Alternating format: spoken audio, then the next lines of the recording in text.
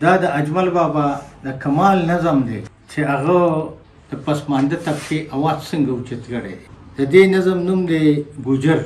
وی میخې منمه د نواب صاحب دي، میخې منمه د نواب صاحب دي، دې کې خبره کول توان د چا دی، ولې ای د انسانانو ربه دغه ګوجر غریب انسان د چا دی.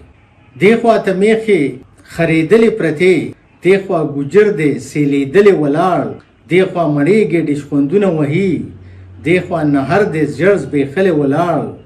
دوی په یخسوري غځېدلې پرتې، دی په غرمو دی کېناستې تې نشي، هغې که ستړي شي دمه ورکوي، دی که مري مري ستړی کېدی تې نشي.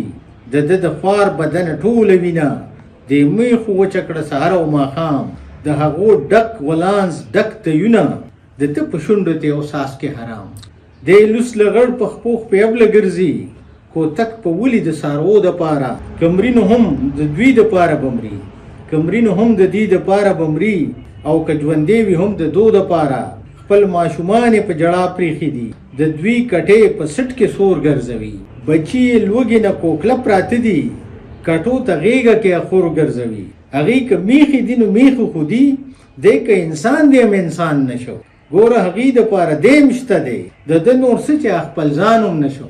میخې منمه د نواب صاحب دي، دی کې خبره کول توان د چا دی، ولې ای د انسانانو ربه دغه ګوجر غریب انسان دی.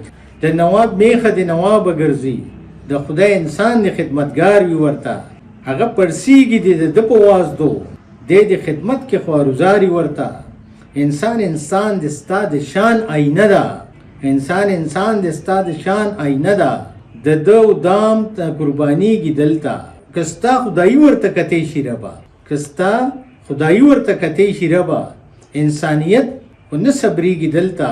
ستا د خدایۍ نه په 100 واره قربان، انسانیت خو صبرېدی نشي نور. دا چې زما شړۍ یې وشلوله، د دې شالونه ټینګېدی نشي نور.